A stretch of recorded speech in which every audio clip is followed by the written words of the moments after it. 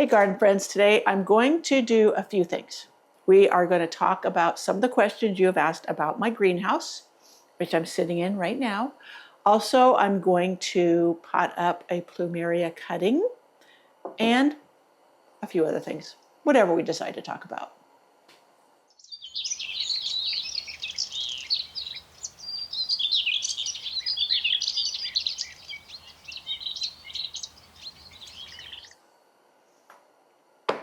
Okay, first of all, I got a Plumeria cutting from a friend who just visited Hawaii. So I need to get it potted up, and I have to do it in a way that I'm not going to rot it, because this is winter time and cool weather and it will stay dormant for a long time. I will put this in under lights in my office, and it's warmer in there, so maybe it'll give it a little boost to get going. But I'm going to use a terracotta pot and a very loose draining mix, very important. But the first thing I'm going to do, this is a little grow bag that you're supposed to be able to start seeds in. They did not work for me, but the fine mesh is great for putting in the bottom of pots to prevent the hole from plugging up. So I just put it in here. I've also used in the past coffee filters. They work very well as too. Okay, so there is that. I want this to go down and have maybe an inch above the bottom.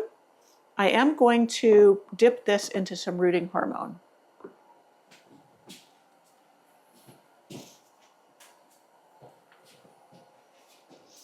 So this here is my loose draining mix. This is just potting soil mixed with sand.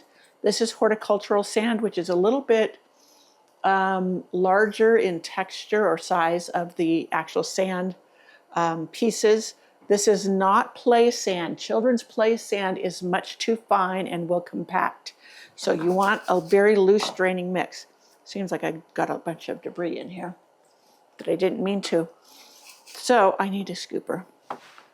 So this is just one of those little $1 tin buckets that I use as a scooper from the Dollar Tree or Dollar General, whichever one I got it at. They both had them. So I'm putting like an inch worth of this loose draining mix into the base here. I really miss my great big workbench, which I'm getting that set up too in here. But anyway, so I'm going to dip this cutting into this rooting hormone. Now, the cutting has already calloused over. If you were to take a fresh cutting, it is highly recommended you let it callus over first.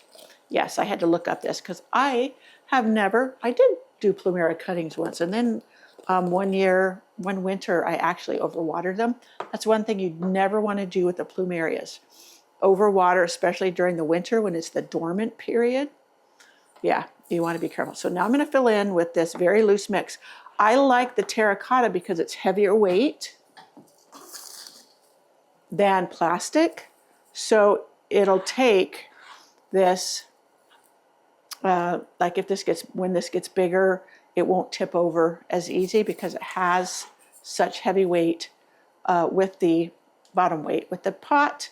And this sandy soil mix is a little bit heavier weight as well.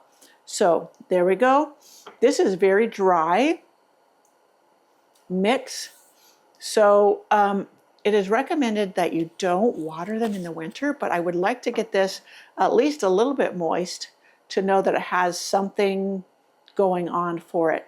Now my problem is it needs humidity. So I guess I could put a bag over it. I was thinking of something solid, like I have done jars with other things, but I don't know if that a jar would work. So I'm going to go ahead. I probably should have dampened the soil mix first. This is very, very dry, but I didn't. So I'm just going to hurry up. I'm just going to let it have a little bit of water. I'm going to let that soak in. While that's soaking in, now one of the questions I had from you viewers was, am I going to heat this greenhouse, or how do I heat it? I don't heat it when I'm not in here. And when I'm in here, I wouldn't say I'm heating the greenhouse. What I am heating is myself. And I'll show you a little clip of the little propane heater I have. It's pointing directly towards me, and I can feel the heat, kind of like you're standing next to a wood stove or a wood fire. You can feel that heat, and that usually is sufficient. Now, in my other greenhouse, I didn't notice the inside heating up a lot running this heater. But when I was getting my supplies for this, I had turned my heater on already, and I could tell a difference coming in that it was warming up in here. So I don't know if this is a little bit more tighter, less air gaps. I know there's air gaps because, you know, where the roof panels come down right around the top, there's gaps about this big, and you want that ventilation in a greenhouse. So it is making a difference. So this greenhouse seems to retain heat better than my older one did. Now, another question I've had from many viewers is, was this a kit? No, this was not a kit. My husband built it from the ground up. He designed it. He designed it in a way it would, hold up in the snow, because it has a 12 and 12 pitch roof, so the snowfall is going to come off. We get heavy wet snows, and there's nowhere on our property to put a greenhouse that is not under some trees. When those big pines or the cedar we have over this one get snow accumulation on a limb, when it warms up, those snow bombs, we call them, they're big, packed, wet pieces of snow, maybe frozen, so it's like throwing a rock out of the sky. Now, this has been designed in a way that the ceiling or the roof panels will not punch through. In my older greenhouse I was in, those would punch through, and I had to cover the roof with a tarp made for greenhouses. So I won't have to do that here. And we've had some pretty significant rain. I'm looking on the floor to make sure there's no water anywhere. The last week, 12 inches, and it's dry as a bone in here. There's no leaks, nothing. So this has held up very well to some substantial rainfall. So that's some of the questions so far. Now, this feels heavy, so it's probably moistened sufficiently. Now, the one thing I love about terracotta is you can see where the moisture line is. So this will, the moist soil will cause the pot to, get moisture in it, and then you'll see a dark line. Now, I have a whole blog post on why I love terracotta pots. I will link it in the description box below, and it'll tell you more why I love terracotta pots for a lot of things, and why they work so well for me. So yeah, I'm going to go ahead and take this in, like I said, and I'm going to probably put a plastic baggie over it, and I'll have some skewers in it to hold the bag away so it's not leaning against this, but that will create humidity, and as long as it has humidity, it should do great. And that little bit of moisture I gave the soil should be sufficient for now. I do have a moisture meter in the house that I would poke down in here and see how much moisture is down here. It'll say wet, moist, and if it's like more towards the dry, that's where I want to be. There's also dry level on that. So that basically is my Plumeria cutting. I want to show you the picture of it. Like I said, a friend was just in Hawaii, and she saw this and thought of me. Said, I have to get this for Pam. So isn't that gorgeous? I can't wait to have it grow. Now, in the summer, I will have it out here to grow in here, to have something beautiful. So it's called Rainbow. Beautiful. So this is from livingmemoriesofmaui.com. They have a website, so you can go there and see what else. You can actually order these too online. So how do I treat my plants before bringing them in here? Well, I will show you. Let's put my Plumeria over there, and I'll bring my pitcher of water back up. So water. Now I have This is Rose RX. I also have Neem Max. Now what I would do, make sure it's good and mixed. I'll put about less than a tablespoon, maybe it was a tablespoon, in here in the water. And then I have my Systemica. This is made from rosemary and clove oils. It is processed in a way that it's not oily. You can put on your fingers and it doesn't leave an oily sheen. Someone had asked me, why don't you just use rosemary and clove oils? Well, they could block up, if you spray it on the leaves, the leaf, how it breathes. So that isn't a wise way to go. So I don't have my strainer here to put it in my spray bottle. So if I did, I would bring a plant. I would rather do it in the middle of my greenhouse. I don't want to spray it up against the wall and get the spray on the panels, but I could do it here. I would bring the plant here. I have a spray bottle right now that I have some of the Systemica and the neem oil in, and I would just spray. Better spray, more finer mist. I'd make sure I get underneath and all around. But with this, I would put it right in as a drench. This is a cutting of a Martha Washington geranium that I took. They did so well. This is a beautiful color. It's like a white with a fuchsia pink. If I can find a picture of it, I'll get it. Sometimes it's hard to find the pictures of things. But that is how I will go around with all of my plants. If they have no visible signs of bugs on the leaves, I will just do the drench. And then keep a close eye on all the leaves of the plants and make sure that there's nothing showing up on the leaves. Now I will have to keep an eye all winter long because it's not unusual for me to get spider mites.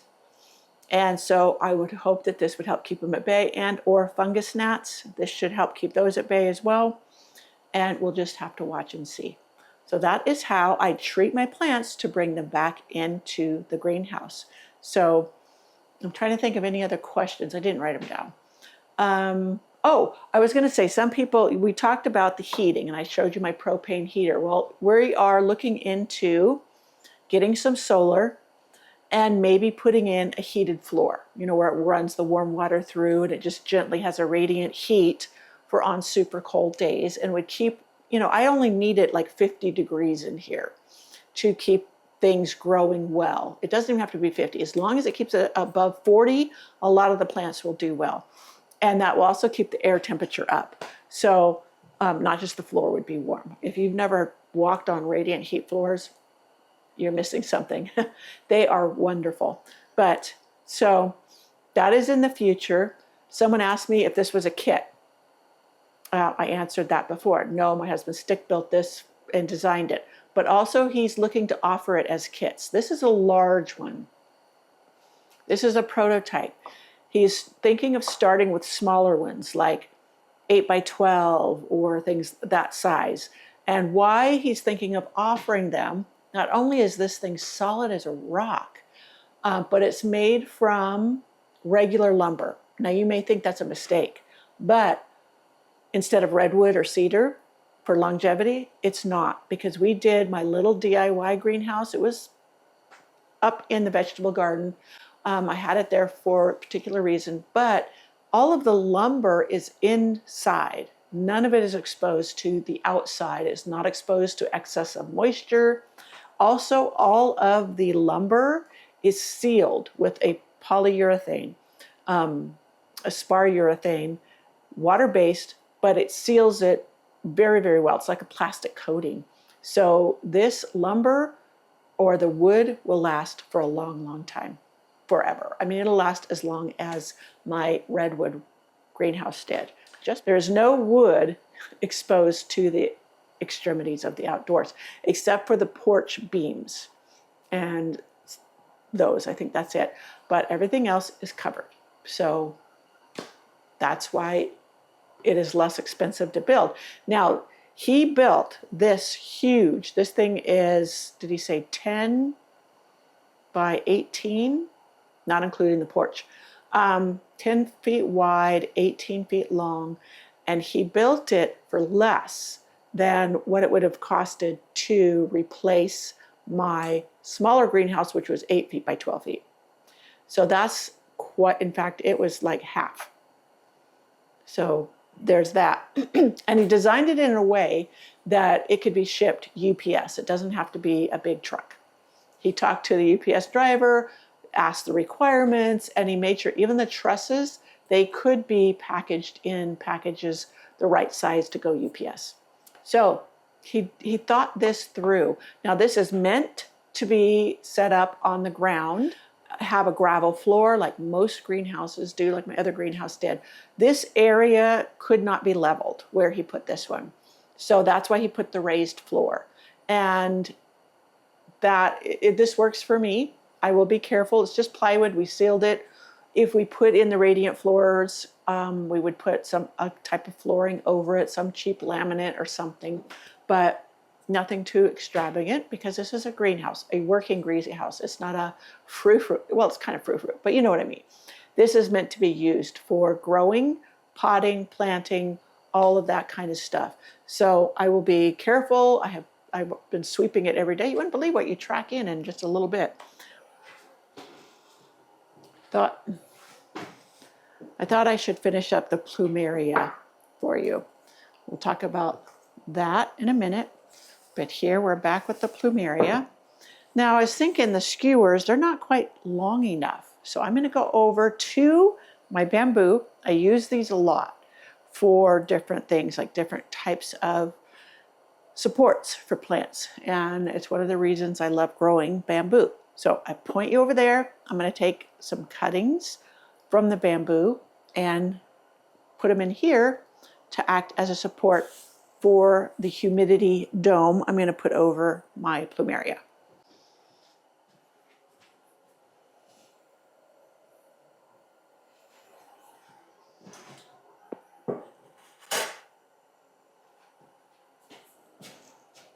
All right, this is the bamboo. Now this is a nice sized one. A lot of times, this is very green. A lot of times I'll go for the ones that are more golden. They're the older ones, a little bit stiffer. But I did a pretty good prune on this when I first brought it in. So I don't have any that are completely golden, but I have one back here. I'm going to cut it down at the base. That is starting to turn golden. Okay. It will lose a lot of leaves, but you can see where I had pruned it, well, kind of crooked, pruned it when I first put it in. I like to prune up the base of them. It keeps them tidier at the bottom, and then you can see the canes, and it's just neat. So, all right, so here's the pot. So I want it to be above that by maybe, it looks like 2 inches. So I'm going to cut it at that point. I have it sitting on the table so I can measure it against. So I'm going to do right there. And all I have to do is cut another one. I still got leaves on this one. I'll cut them off. And then I'll just do that, cut it the same length.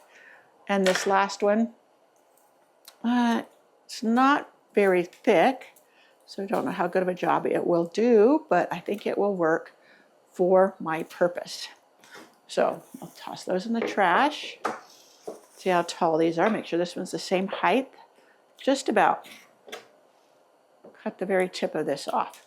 Now, with this one, I'm going to put the skinny side down.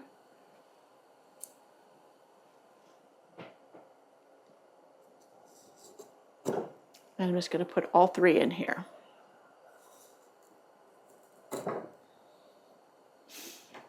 And this is just a grocery produce bag. It's not completely clear, but it is transparent, and light will get to the Plumeria. You can get the ones that are perfectly clear too. I just grabbed what I had. So there, my bamboo sticks keep it from touching the Plumeria, so it doesn't cause rot. But, well, there's a little piece there that's poking up. Maybe I can poke it that way. Anyways, then I will maybe secure it. We'll see how well it does as far as humidity. Even just keeping it on there will have humidity, create humidity in there. But I may tie it with a piece of twine or something around here so this can really hold in the moisture. And hopefully we will get a plumeria. Now it takes, this time of year especially, it takes a long time for these to root. So I have to be very patient. Now I was showing you about bringing plants in. Let me clean this up. Put the plumeria to the side. Now this is also what I do. Other than pouring that solution, the neem oil and the systemica, into the soil, I also spray it onto the leaves. But this thing is looking a little ratty. It's got a lot of leaves on it that are dried up and looking scruffy. We need to take them off. Some are all looking like they got some kind of mildew on them or whatever. Those come off as well. Now the other one that I had showed you, it had a big long trunk. Like this was leaning over. I can cut this one off and I'll show you what I do. Because I don't need it falling over. So I cut it off. And I will cut the leaves off, the lower portion.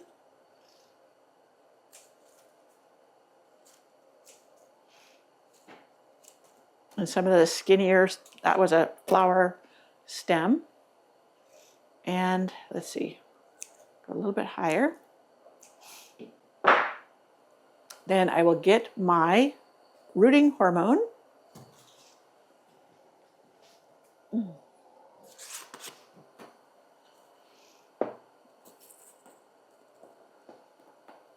I don't usually dip directly in here because it can contaminate it. A lot of times I put it into a smaller thing like a pill bottle, a prescription pill bottle. Put a little bit in to do this, but I'm lazy at this moment. So I will just make a little spot to the side of this.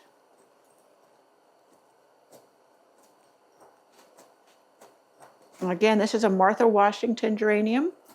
Uh-oh, I just snapped. I pushed too hard, see? I should have made the hole first. So now we gotta take off more leaves so that I can get it down in there. More rooting hormone. This soil isn't moist yet. If it was moist, it would hold up to where it would, the hole I make for the cutting would stay open. So I was trying to do it without putting moisture in here. I will as soon as I get this in here. So this could go down in there, gently press it in. It looks like I could use some more soil in here. I will top it up with a bit of soil.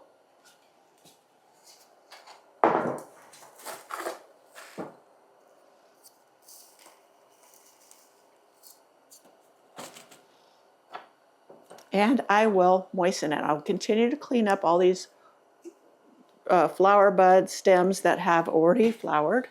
Oh, my thing is over there. And this one too is leaning down. So I'm just gonna go ahead and cut that off. I could root that one in here too, but I'm not going to. Let me see how thick that one is. I could, but this is plenty. So I will water thoroughly, probably also give it a drench because this one didn't get drenched, but it was sprayed. So the leaves, I had noticed on these that had a few white flies. I've never had white flies in my garden before, but this year I had them really bad. In fact, there's one flying right there. So I think the systemica mixed with the neem oil in the soil because it draws it up through the leaves and then it repels the bugs. So I'm looking up there, a tray. I don't want to water in here without a tray underneath it. So I'm going to put it up on the shelf with the other ones. I'll point you over there. And then I will give it a good drench with the systemica and neem oil. So here is where the others are.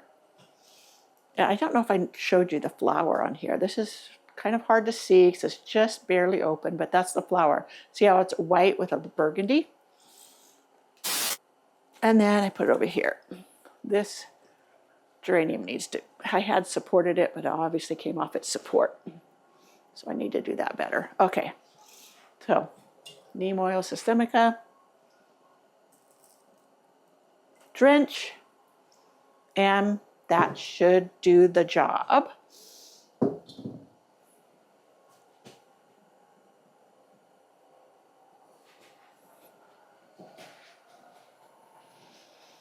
So I hope you guys enjoyed this video of the little things I was doing, how I treat my plants. This should have been done before I brought them in, but because we had to hurry because of the cold weather setting in, and I didn't want my geraniums and things to get zapped. I have a banana tree over there, another one over there. Yes, it should have been done as I was bringing them in. If I'd had time to be more organized about it, they would have. But it's no big deal to do it now. Also, I forgot to say, I will bring, and I was going to bring them out here, I will bring out those little sticky, yellow sticky traps that I get. I get them off of Amazon. People say you can make your own, but they are so inexpensive that it's not worth the time and effort to create my own. But I will put them around in many of the plants, and if fungus gnats start coming up out of the soil, hatching, then I will know it. I will know maybe I should treat again, and those traps themselves will help to contain the population. I have a whole video and a blog post on how I control fungus gnats, and pretty much I had said in that I really don't like the scent of the neem oil. I don't, and often I wouldn't have used it, but when I mix it with the rosemary clove spray or the systemica, it's not as bad, so I don't mind it. But the neem oil really does work well for many of the things that I would treat, like the bugs that would come up and what have you. Now, last year, I think it was my red banana that I had in the house. And come towards the end of winter, there was a horrible, was it scale? I'm sorry, I got something on my lip. Infestation on it. I don't even know where it came from. And it was the only plant that had it. I took it out on my back deck and I sprayed it liberally with the systemica and the neem oil mix. And it immediately, I mean, within the next day or two, those bugs were gone. So it really works well. If you have an outbreak, normally I would have thrown the plant away. There's no way that you can get rid of that heavy of an infestation. At least I hadn't been able to in the past. So that's what I did there. So I hope you enjoyed this video. Come on back. And I think I'm going to talk about, and I say I think because I never know, why introverts and gardening make a great pair combination. So come on back for that. I'll see you then.